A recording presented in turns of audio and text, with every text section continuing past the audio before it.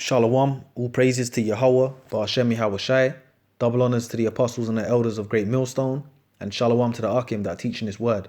Shalom Yahweh, Ba'ashem Yahweh Shai, Ba'ashem Rakah Kodash. And as you can see here, it says, true story, 15-year-old girl who was killed over orange juice, Latasha Harlins. All right, and this was a killing that took place in the Los Angeles area, right? And pretty much, I just saw the video and I said, I wanted to do a quick video on this. I've seen this before because I knew about this, this was like a little bit before the Rodney King riots kicked off. This incident happened, right? So I'm just gonna do a quick video on it because it made me think that, it was mentioning basically the Koreans in the stores and the racial tension with Jacob and the Koreans, which are the Ammonites, which the Korean people are Ammon, all right? And then it just made me think of where you have communities where there'll be Jake and then you'll have other nations that pretty much own the stores there, man. Like it might be Esau, Elam. Like in England, there's obviously Esau and Elam, So it's funny over there in America, you obviously have Elam, but in that area in LA, you have a lot of Koreans, man, from, what I'm seeing here. So that there's a lot of racial tension, man. And it shows you that in, it shows you that in the movie. It's a nigger movie, but Menace to Society, man, it showed you that, man. You know what I mean? In the beginning, you had the incident with the Koreans. What was that about? So the similar thing happened here to this young girl here, and she, which is a judgment, but this Korean woman shot her, man. I'm gonna play this. This Ammonite woman shot her, and then she never even got no prison time for it, man. So it just goes to show you that who the Israelites are, and the nations that help Esau to oppress Jake, man. So I'm gonna play this, and then I'm gonna read some scriptures. In 1992, the Los Angeles riots tore through the city, bringing complete destruction to the community and its businesses. As the world watched, news stations played over and over again the brutal video of Rodney King being beaten by the police and the acquittal that came a year later, leading most to believe that this was the only reason behind the city's anger. But what so many people didn't see on the news was that just 2 weeks after the Rodney King beating, there was another brutality caught on camera, one that fueled racial tensions in LA and had rioters shouting the name Latasha Harlins. Latasha Harlins was born in Illinois on January 1st, 1976. When she was 5, her mother and father moved the family to Los Angeles, California, in the south area of LA. But just 2 years after the move, Latasha's parents got a divorce. Her father left town, and Latasha and her 2 younger siblings stayed with their mother. Tragically, not long after, Latasha's mother was found murdered outside of an LA nightclub. Latasha was 9 years old. After her mother's death, Latasha was put in the care of her grandmother and aunt who raised her and her brother and sister. As a kid, Latasha was described as being fun and full of energy. She was an honor roll student and had dreams of becoming a lawyer. But on March 16, 1991, those dreams came to an end. It was Saturday morning in Los Angeles. The city of LA had been on edge for weeks ever since the police beating video of Rodney King was released to the news media just 13 days earlier. 15-year-old Latasha Harlins, who lived in South Central, decided to stop at the Empire Market near her house to get some orange juice. Empire Market was owned by Korean husband and wife Billy Hwang Kai-do and Sunya Do. The couple had bought the mini market a few years earlier and was just one of a number of Korean families. It was the Rodney King situation happened before this. I believe it was, Who had been purchasing businesses in South Central neighborhoods since the early 1980s. Normally, Billy Hwang Kai ran the front of the store with his son, but that morning he was working on the outside of the market, so his wife Sunya Do was at the register. At around 10 a.m., Latasha entered Empire Market and immediately walked to the back refrigerator section of the store and grabbed a small $1.79 bottle of orange juice from the cooler.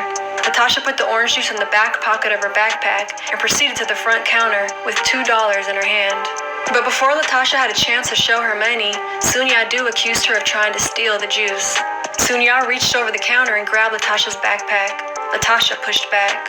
Sunya then grabbed Latasha's sweater and Latasha pushed back again, knocking Sunya down. Attempting to end the confrontation, Latasha tossed the bottle of oranges on the counter and walked towards the door. Seconds later, Sunya reached under the register, grabbed a .38 caliber handgun, and fired, hitting Latasha in the back of the head and killing her instantly. Court documents later revealed that Latasha had died with the $2 still in her hand. The entire incident was caught on surveillance camera. The killing of Latasha Harlins added to the already tense relationships between African Americans and Korean Americans in South Central during the 80s. In the book The Contested Murder of Latasha Harlins, author Brenda Stevenson noted that tensions had been building for years between the majority black community who lived in South LA The Koreans, the fact that Esau, see, they're letting you know, man, the racial tension. But what Esau does is he puts these other nations in positions of power over our people, man. So you put other nations in, making money in your community, man. In this, so-called black community or whatever, which really is the Israelites. They'll have like Elam in there, Esau up in there, or Koreans up in there. And they're making all the money, man. And you have to go to them for the one of all things, which is the curses, man, which is Deuteronomy. So I'm gonna play a little bit more of this and I'm gonna read. The Koreans who ran businesses there. Korean store owners believed black customers were dangerous and more likely to shoplift, while black customers accused Korean store owners of being racist and disrespectful. These beliefs from each side created anger and hostility in the community that sometimes turned violent. As the public debated both sides, Sunya Do in the case of Latasha Harlins went to trial. 51-year-old Sunya testified on her own behalf, claiming that the shooting was in self-defense and that she believed her life was in danger. Court documents show Sunya testified that although she could see the orange juice in Latasha Harlins' backpack, she remained suspicious, feeling that if Latasha had intended to pay for the juice, she would have had the bottle in her hand. Security footage proved Sunya's claim of shoplifting to be false, as it showed Latasha approaching the register to pay for the juice. The security footage also contradicted Sunya's claim of self-defense, as the video showed Latasha walking away during the time of her death. The jury found Sunya Do guilty of voluntary manslaughter and recommended the maximum sentence of 16 years. However, the trial judge, Joyce Carlin, threw out the jury's sentencing recommendation and instead sentenced Sunya to 5 years of probation, 400 hours of community service, and a $500 fine. Sunya received no jail time. Judge Joyce Carlin explained her decision in a statement at sentencing, saying, "Did Miss Do react inappropriately to Latasha Harlins? Absolutely. But was that overreaction understandable? I think it was." Judge Carlin added that she believed it unlikely that Sunya would ever commit a serious crime again. After Sunya's sentencing, Latasha Harlins' family, as well as the community, was outraged. Denise Harlins, Latasha's aunt, held marches and protests demanding justice for her niece. But later, a state appeals court unanimously upheld Judge Carlin's sentencing. This intensified the feelings in the community of anger and frustration with the criminal justice system. The LAPD tried to calm tensions throughout the city by disputing reports that Latasha's shooting was racially motivated, and the president of the National Korean American Grocers Association released a statement asking the public to see the incident as a dispute between store owner and customer and not a racial event. But these statements only caused more racial divide. 6 months later, in April of 1992, while the Latasha Harlins verdict was still fresh on everyone's mind, the Rodney King verdict was announced. Not guilty.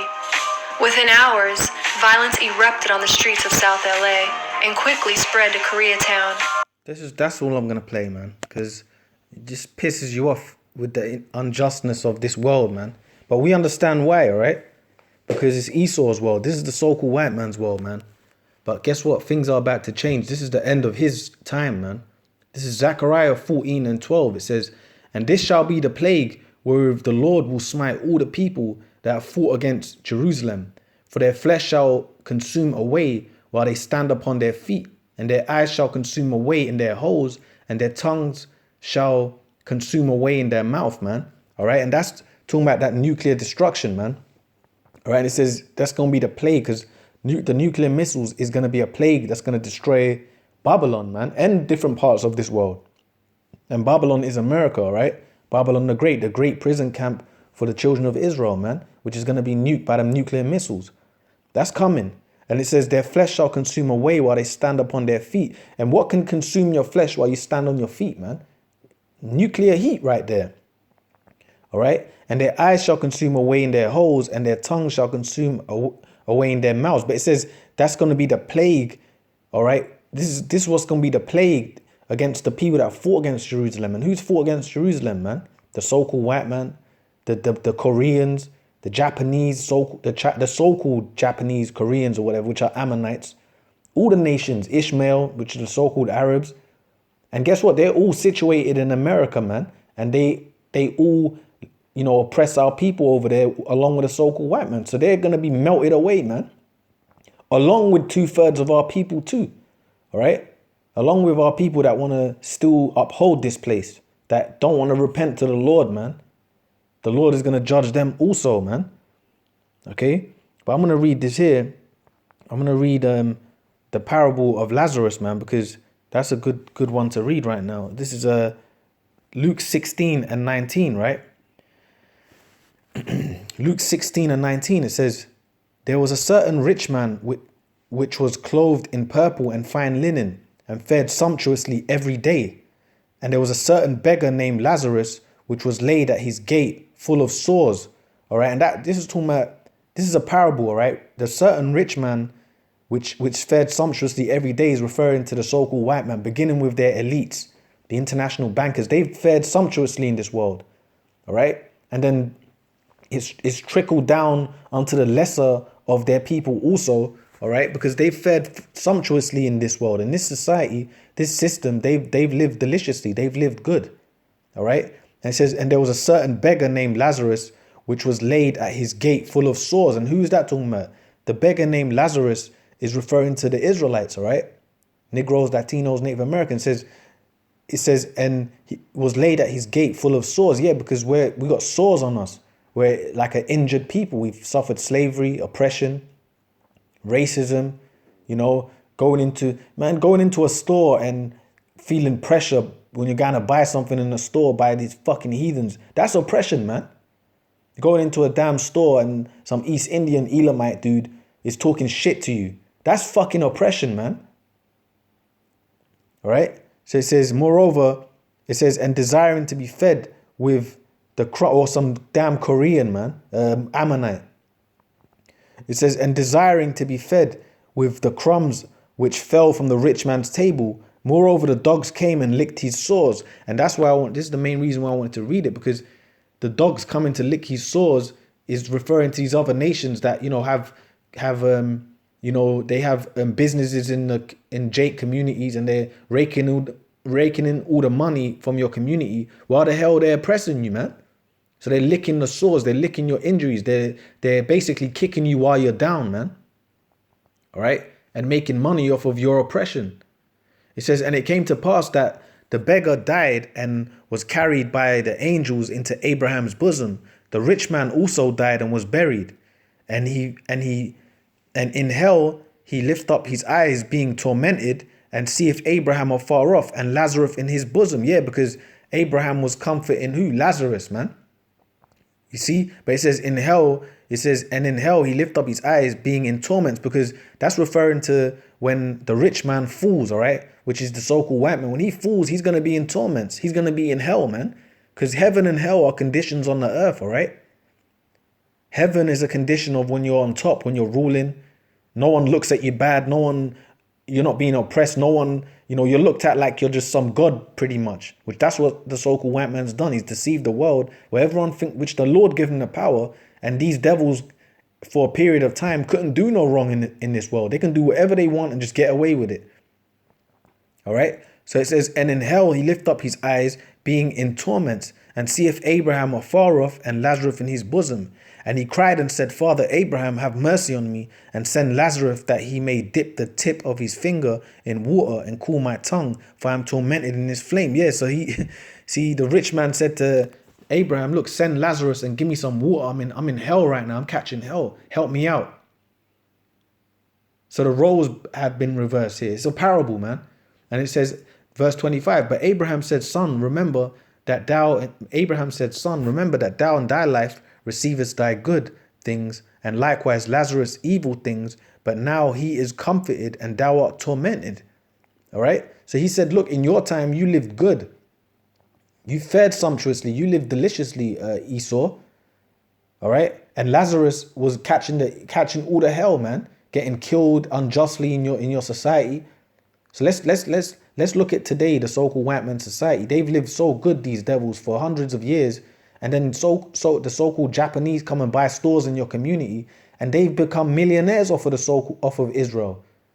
The Chinese community, they've become millionaires by having they can have a little store in your area, and that store's made millions, and it's been there 50, 60, 70 years, making millions off of your suffering. So they fared well, while our people have been the ones catching hell. So-called Negroes, Latinos, Native Americans, we've been in oppression, not knowing who we are, being lied to, being murdered, and no justice comes from it. All right. So it says evil things, but he is comforted and thou art tormented. Yeah, because it's going to be our time to be comforted. This is the parable saying, look, it's time for Lazarus. He's the one catching all the hell. He's the one that's going to be living good now, and you're going to be the one tormented. So the roles have been reversed, and that's getting ready to come. And besides all, and that's what I'm going to read on that. That's what I'm going to read on that. That's it. So the hell is about to come for Esau and these other nations, man. All right. And the good things, the pleasant things is about to come for us, the Israelites, which is the Negroes, Latinos, Native Americans, but first with the elect, first beginning with the elect, man. So I'm going to read this here. Revelation 13 and 9. If any man have an ear, let him hear. He that leadeth into captivity shall go into captivity. He that killeth with the sword must be killed with the sword. Here is the patience and the faith of the saints. All right. So we've been led into captivity. We've had our time. We've been in captivity, man. All right. Under the so-called white man, under all the nations. We've been being oppressed. We've been being killed unjustly. That's what's happened, man. So now the Lord said, he that leads in captivity. So the so-called white man, the other nations led us into captivity, shall go into captivity. So they're going into slavery. This is a future prophecy. This has not happened yet. He that kills with a sword, all right, must be killed with a sword. And they've killed us with the sword, have they not? The modern day sword today is the gun. And they kill our people unjustly in this society, whether it be by the police, whether it be like in this clip that was just played with that Korean woman, killed that Jake woman in the store. She didn't even get nothing happened from that. No prison time. That Korean woman, more than likely, has just been living deliciously for years. Just no prison time, nothing. But your judgment comes. All right, because judgment comes to everyone. He that killeth with the sword must be killed with the sword. Here is the patience and the faith of the saints. So that's what we're patiently waiting for. All right, to repay these nations, beginning with the so-called white man, for what they've did to us, man. And that's called justice. That's how everything will truly be fixed. So yeah, with that, I'm just going to say all praises unto Yahweh, Ba'ashem Yahweh Shai, double honors to the apostles and the elders of Great Millstone, and shalom to the Akim that are teaching this word. Shalom Yahweh, Ba'ashem Yahweh Shai, Ba'ashem Rakah Kodash. Shalom.